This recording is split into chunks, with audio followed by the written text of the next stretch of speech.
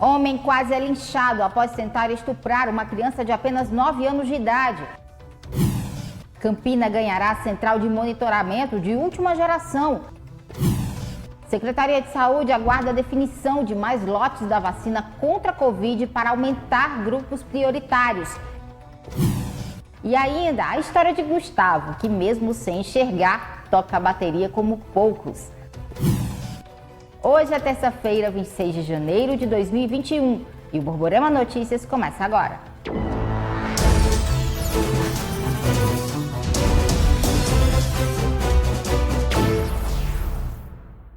Olá, boa noite! A gente começa o programa falando de um caso em que um homem de 22 anos, suspeito de abusar sexualmente de uma criança de 9 anos, foi espancado no bairro do Velame, aqui em Campina Grande. Renato Diniz traz as informações. O suspeito tem 20 anos de idade e a vítima, 9 anos. O suspeito, por pouco, não foi linchado. Ele estava consertando um tanquinho na residência da menina e, ao ficar pouco tempo com ela, teria apalpado a criança. A violência sexual ocorreu na rua José Araújo Freire. A criança contou à mãe, o suspeito fugiu correndo e já na rua Severino Pereira Rodrigues, populares aplicaram um corretivo. A polícia militar foi acionada. O suspeito teve que ser atendido no hospital de trauma devido aos ferimentos. Francisco de Assis Silva seria reincidente. Ele é albergado. Houve uma revolta popular em razão de a vítima, 9 anos, ter contado que enquanto a avó saía do local onde ele fazia um concerto, na casa da avó, ele teria se esfregado nela. E, por incrível que pareça, outra pessoa vizinha da avó comentou que na manhã do mesmo dia ele tinha feito outra prática com outra criança dessa mesma maneira. Procede a informação de que já existe, inclusive, denúncias aqui na Delegacia da Infância contra esse homem? A delegacia está fazendo esse levantamento, houve algumas denúncias esses dias, mas eu não posso confirmar no momento se é o mesmo acusado. Mas houve algumas denúncias dessa mesma prática. E a surra foi tão grande que ele, inclusive, está internado no hospital de trauma. Exatamente. Já foi feito flagrante, mesmo sem a oitiva dele, que será feita tão logo ele seja liberado, e agora está sob a responsabilidade da Justiça. 3 homens armados abordaram um funcionário de uma distribuidora de carnes aqui em Campina Grande. Ele acabou sendo vítima de um sequestro relâmpago e, além de perder parte da carga, ainda ficou sem o salário e sem o celular. O assalto seguido de sequestro relâmpago aconteceu na Avenida Juscelino Kubitschek, na alça sul de Campina Grande, na saída para o bairro da Catingueira. De acordo com esse motorista de uma distribuidora de carnes, ele estava retornando para a empresa quando foi abordado por 3 criminosos que anunciaram um assalto. Quando eu saí da empresa com a mercadoria, 3 indivíduos me abordou. Aí me colocou dentro do carro e me levou para dentro do matagal e chegando lá eles passaram a mercadoria para o carro deles e não conseguiu levar todo, foi levar o carro também com tudo. Resumindo, eles saíram com você dentro do carro? Foi. Durante o percurso, um dos criminosos ficou com a vítima na Fiorino, enquanto os 2 seguiram atrás em um Corsa. O motorista lembra que durante o trajeto, o bandido que estava no carro com ele chegou a exigir dinheiro e celular.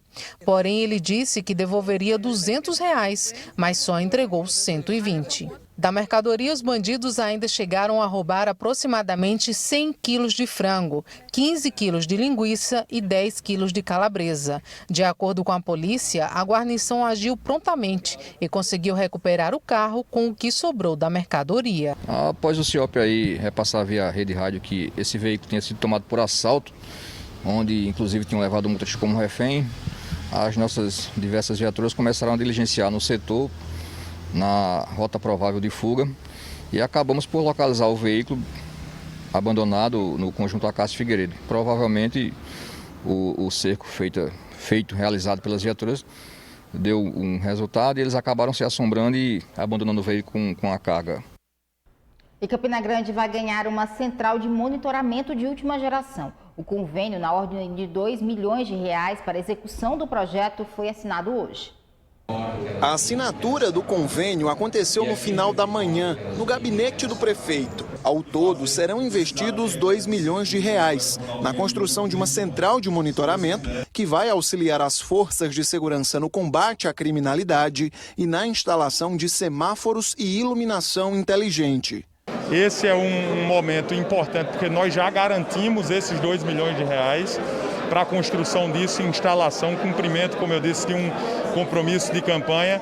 E o nosso projeto é estender essa ação para outras áreas da cidade, áreas importantes como as áreas comerciais de José Pinheiro, na Campos Sales, Malvinas, enfim, estendermos isso para os mercados públicos, para a Feira Central, para a Feira da Liberdade, enfim, que esses perímetros, esses espaços de grande circulação de pessoas sejam monitorados, acompanhados pela Guarda Civil Municipal. O convênio foi assinado pelo prefeito de Campina Grande, o presidente da Superintendência de Desenvolvimento do Nordeste, Sudene, e o presidente da Agência Brasileira de Desenvolvimento Industrial, a BDI. A Sudene entrou com a verba. Por ser uma das cidades polo intermediária, Campina ela é prioridade da Sudene no sentido de receber investimentos e recursos federais de um modo geral. Essa parceria da BDI com a Sudene, ela originou no final do ano passado, nesse incremento financeiro de R$2 milhões para a implantação do programa Cidades Inteligentes aqui no município. Então a gente deve estar iniciando já a implantação do programa de modo imediato para tentar entregar toda a central de vídeo monitoramento até os 100 primeiros dias de gestão do prefeito Bruno. Já a BDI será responsável pela execução do projeto. Nós fomos procurados, pelo recém-eleito prefeito de Campina Grande, prefeito Bruno, e também pela Sudene, para colocar aqui o que tem de mais moderno no mundo inteiro, numa espécie de projeto piloto para melhorar a segurança pública. E nós executamos a BDI esse projeto. Então serão instalados um centro de controle e comando, chamado CCO, câmeras de alta resolução e softwares para reconhecimento facial, reconhecimento de placas de veículos e dessa forma melhorar a segurança na cidade de Campina Grande e, obviamente, beneficiando o cidadão campinense. Veja a seguir como está o planejamento do 13 nesse início de pré-temporada. E ainda, a Secretaria de Saúde aguarda novos lotes para ampliar grupos prioritários para a vacina contra a Covid-19.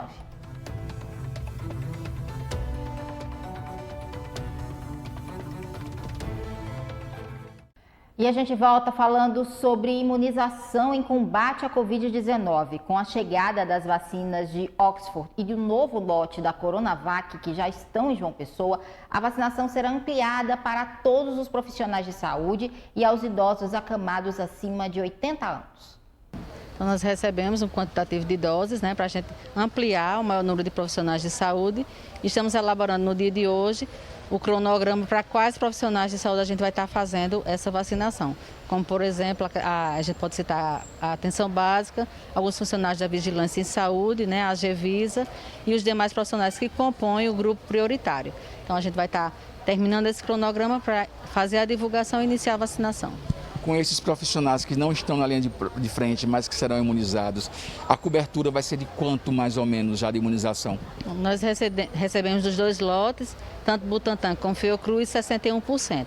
Então a gente precisa atingir o nosso total, que é 100%, mas a gente recebeu 61% e vai dar continuidade até utilizarmos todas as doses e aguardar o recebimento de um novo lote. A Prefeitura deve receber nas próximas horas ou nos próximos dias novos lotes da Coronavac. Vai ser exatamente para quem? Qual é o cronograma agora? Bom, segundo foi divulgado, vai ter uma antecipação da vacinação para os idosos acamados acima de 80 anos. Então o Estado já recebeu essas doses e a gente aguarda a distribuição para os municípios. Para Campina Grande a gente não tem ainda um número de quantas doses a gente vai receber para esse público específico, idosos acamados, e a gente aguarda a divulgação da Secretaria Estadual para que a gente possa fazer o nosso cronograma e iniciar a vacinação desses idosos acamados. Você já tem ideia de quantos idosos estão nessa situação? Nós trabalhamos com um prontuário eletrônico, então nesse sistema estão cadastrados pouco mais de 1.000 idosos nessa faixa etária que são acamados. Então, mas o governo federal ele tem as estimativas populacionais de cada município e ele manda conforme essas estimativas, que vai a questão do dado do IBGE, da atuação da atenção básica no acompanhamento desses idosos. Então, a gente recebe de acordo com a estimativa do Ministério e os dados cadastrados nos sistemas. E a gente fala agora sobre a morte do ex-prefeito de Patos, Ivanez Lacerda. O ex-gestor morreu na tarde de ontem, aos 66 anos de idade, por complicações da Covid-19. Ele estava internado em um hospital particular de João Pessoa desde o dia 3 de janeiro. Ivanez Lacerda foi vereador por 5 mandatos consecutivos e acabou assumindo a prefeitura do município por pouco mais de um ano, após um período de intensa instabilidade política em Patos. O corpo do ex-prefeito chegou na cidade hoje e seguiu em cortejo pela prefeitura da cidade, pela Câmara Municipal e em frente ao Hospital Regional, onde ele atuou como médico. O corpo foi sepultado no município de Conceição, na Paraíba, na tarde de hoje. Mudando de assunto, o eleitor que não votou nas últimas eleições tem até quinta-feira para justificar a ausência. No entanto, devido à pandemia, o Tribunal Superior Eleitoral, o TSE, suspendeu a punição aos eleitores que não justificarem. Marcos Vasconcelos traz os detalhes. Quem não vota em alguma eleição e acaba não justificando o voto, fica impedido de algumas coisas, como por exemplo, de tirar carteira de identidade, passaporte ou até se inscrever em concursos públicos. Este ano é diferente. O TSE suspendeu a justificativa dos votos para aquelas pessoas que não votaram nas eleições municipais de 2020.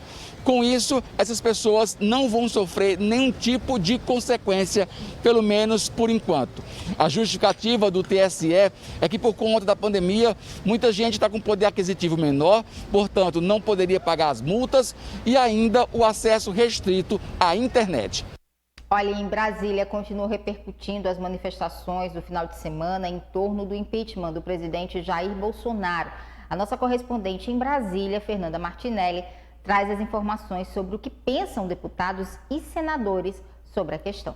E em todo o Brasil, esse final de semana, aconteceram manifestações pedindo o afastamento do presidente da República, Jair Bolsonaro. Esse tema acabou gerando repercussão aqui no Congresso Nacional. Os candidatos às presidências da Câmara e do Senado já começaram a se posicionar em relação a essa questão. O candidato Baleia Rossi, do MDB, aqui na Câmara Federal, disse que se for eleito presidente da Câmara dos Deputados, vai analisar os pedidos de impeachment que foram protocolados aqui na Câmara. Ele, inclusive, questionou se o outro candidato, Arthur Lira, do PP, que é conhecido por ser apoiado por Jair Bolsonaro, vai ter esse mesmo posicionamento caso ganhe as eleições que acontecem na semana que vem. Já no Senado da República, quem falou sobre essa questão foi a senadora Simone Tebet, candidata também pelo MDB. Ela entregou uma carta de intenções aos seus colegas, onde disse que, se eleita, vai priorizar projetos relacionados às vacinas e também às reformas administrativa e tributária. Tebet disse que esse não é o momento para pensar em impeachment e que não há ainda, apesar das manifestações, um apoio popular maciço para que haja a abertura do processo aqui no Congresso Nacional. Dessana. E agora a gente fala de futebol. O 13 já anunciou 18 jogadores para o novo elenco que vai disputar a primeira competição da temporada a partir do dia 27 de fevereiro, que é a Copa do Nordeste. Ontem começou a pré-temporada e o preparador físico do Galo, Renan Barros, explicou como está sendo esse momento lá no Presidente Vargas. Começamos os trabalhos de hoje pela manhã com 8 atletas e à tarde já estávamos com 10 atletas. Amanhã vai estar chegando mais 4, né, e assim durante a semana vai estar chegando. Creio eu que a partir da quarta-feira à tarde, no mais tardar a quinta pela manhã, vai estar todos os atletas reunidos. Então, a expectativa está sendo a melhor possível, né? Todos os atletas foram escolhidos a dedo, né? Todos em conjunto. Isso foi bem legal, fazer essa escolha, essa contratação dos atletas. E a expectativa é das melhores possíveis, né? Vamos estrear basicamente no dia 27 ou 28 pela Copa do Nordeste. Temos previsto aí uma ideia de 3 a 4 amistosos até lá, num período muito curto, porém é essencial para que a gente possa dar ritmo aos jogadores, porque as equipes que vão estar jogando a Copa do Nordeste, a grande maioria já está em atividade, e quanto mais jogos a gente fizer, tanto para condicionar como para dar o ritmo de jogo, será importante para que a gente possa dar início à nossa competição.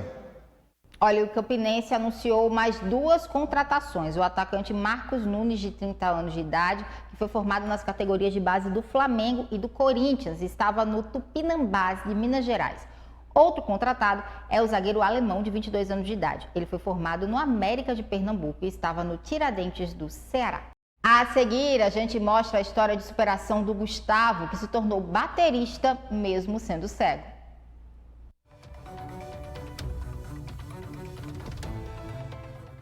A gente volta com uma história muito bacana. A gente vai conhecer o talento de um jovem que é deficiente visual e toca a bateria sem nenhuma dificuldade. E bem até demais, viu? Um verdadeiro exemplo de superação. Desde que veio ao mundo, Gustavo teve de aprender a praticar todas as atividades de seu cotidiano de olhos fechados. Isso porque ele nasceu com 100% de deficiência visual. Mas essa condição nunca o limitou. O jovem, que hoje tem 25 anos, explica que desde criança enfrentou de cabeça erguida os obstáculos e sempre buscou levar uma vida normal. Porque eu sempre procurei me enturmar, eu não sempre me tratei como coitado de ficar no canto isolado. Não, eu sou cego, então eu vou ficar aqui no meu canto isolado. Não, pelo contrário, eu procurei ficar mais com a galera que enxergava do que com os próprios cegos, até para desmistificar essa questão de cego tem que estar com cego. Não, pelo contrário, eu sou cego e trabalho com as pessoas que enxergam. Aos 7 anos, ele começou a tocar instrumentos de percussão e logo após migrou para a bateria. O talento para a música foi perceptível desde o início. Meu começo foi na igreja aos 7 anos de idade. Como lá não tinha batera, então eu comecei na percussão. Aí passei 4 anos tocando por lá e aos 12 anos comecei a tocar zabumba. Então assim, foi bem uma crescente mesmo, né? Vim da percussão, depois para zabumba. E depois comecei com a batera. Aí da batera já veio fazendo barzinho, já vim fazendo com banda baile. E é isso aí, tô até hoje. Hoje ele é baterista da banda Luzes.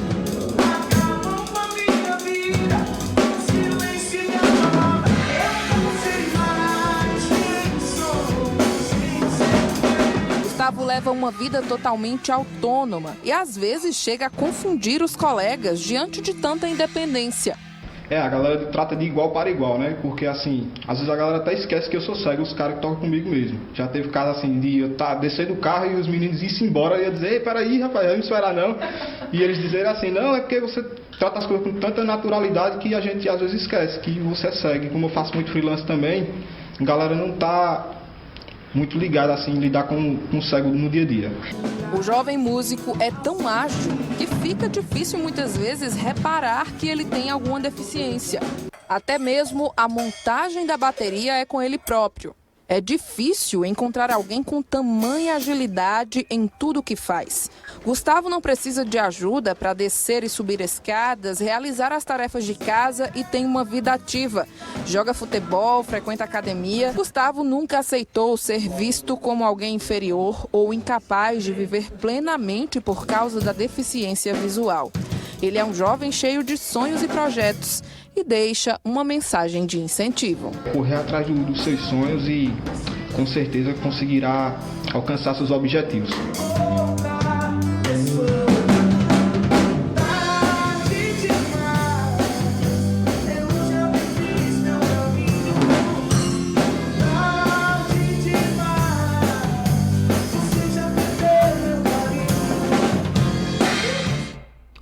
Pois é, o Gustavo é um exemplo de que quando a gente quer, quando tem um sonho, nada atrapalha, né?